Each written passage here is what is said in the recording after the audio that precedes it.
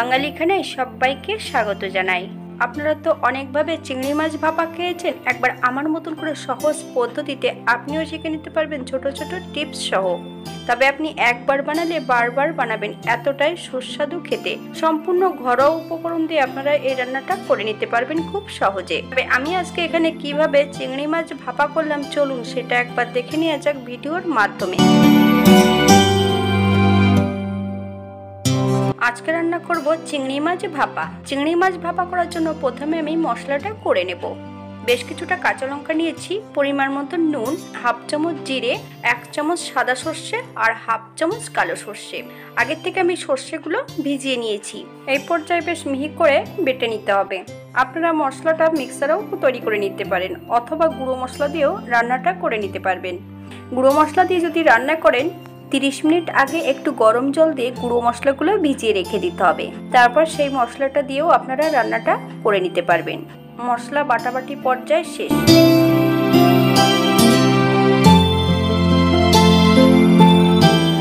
এবার আমি চিংড়ি মাছগুলো বেশ ভালো করে পরিষ্কার করে নিয়েছি আগের থেকেই। এই পর্যায়ে আমি বেশ কিছুটা চিংড়ি মাছ নিয়ে নিয়েছি। চিংড়ি মাছের গায়ে হাফ চামচ নুন, হাফ চামচ হলুদ গুঁড়ো লাগিয়ে নিতে হবে।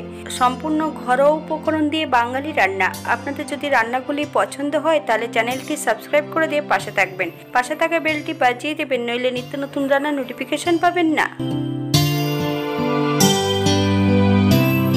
একটা এয়ারটাইট টিফিন বক্স নিলেই হবে। হাফ চামচ হলুদ গুঁড়ো সম্পূর্ণ বাটা মিশ্রণটা টিফিন বক্সের মধ্যে অ্যাড করে দিতে হবে। এই পর্যায়ে আমি 2 চামচ কাঁচা সর্ষের তেল অ্যাড করব। আপনারা যদি পছন্দ করেন তাহলে পরিমাণে বাড়িয়ে দিতে পারেন, তবে খুব বেশি কিন্তু সর্ষের তেল অ্যাড করবেন না, খাবার সময় কিন্তু নাক মুখ জ্বালা করতে পারে। যারা আমাকে সাপোর্ট দিয়ে যাচ্ছেন আর যাদের সাপোর্টের প্রয়োজন আছে তারা অবশ্যই আমাকে কমেন্ট বক্সে কমেন্ট করবেন। 24 ঘন্টা পর আমার থেকে সাপোর্ট আপনারা পাবেন। যেসব বন্ধুরা কমেন্ট বক্সে কমেন্ট করেছেন তাদের আমি সবাইকে সাপোর্ট দিয়েছি।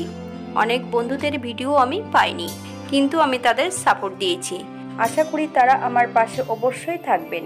সেই সব বন্ধুদের ভিডিও পেলে আমি অবশ্যই দেখব। এই পর্যায়ে সম্পূর্ণ বাটা মশলা এবং সর্ষের তেল দিয়ে বেশ ভালো করে মিশিয়ে নিতে হবে। নুন হলুদ লাগানো সম্পূর্ণ চিংড়ি মাছগুলো মিশ্রণের মধ্যে অ্যাড করে দিতে হবে। বেশ ভালো করে মশলা দিয়ে মাছ দিয়ে মিশিয়ে নিতে হবে। এই পর্যায়ে অ্যাড করব বেশ কিছুটা কাঁচা লঙ্কা। আপনারা যদি পছন্দ করেন তাহলে পরিমাণে বাড়িয়ে দিতে পারেন। উপর থেকে 1 চামচ কাঁচা সর্ষের তেল ছড়িয়ে দেব। আপনারা তেলের পরিমাণটা কম বেশি করে নিতে পারেন। টিফিন বক্সের ঢাকাটা এই পর্যায়ে আটকিয়ে দিতে হবে। একটা কড়াইতে 1 কাপের মতন জল অ্যাড করতে হবে। উপরে আমি একটা স্ট্যান্ড দিয়ে নিয়েছি, আপনারা স্ট্যান্ড ছাড়াও করতে পারেন।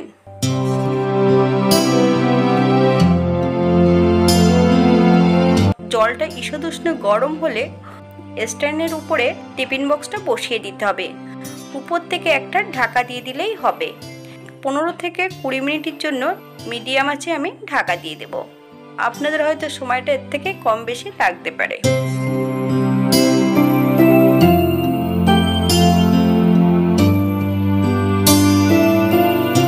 20 মিনিট পর 10 মিনিটের জন্য টিফিন বক্সটাকে স্ট্যান্ডিং টাইম দিতে হবে, অথবা যতক্ষণ ঠান্ডা না হচ্ছে ততক্ষণ কিন্তু টিফিন বক্সের ঢাকাটা খুলবে না।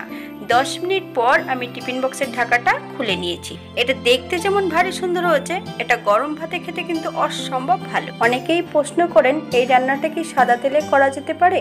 তবে সাদা তেলে যদি করেন তেলটা বেশ ভালো করে গরম করে নিতে হবে। গরম করার পর ঠান্ডা করে নিলেই আর সাদা তেলের নিজস্ব গন্ধটা থাকবে না। তখন আপনারা ঠিক একইভাবে রান্নাটা করে নিতে পারবেন।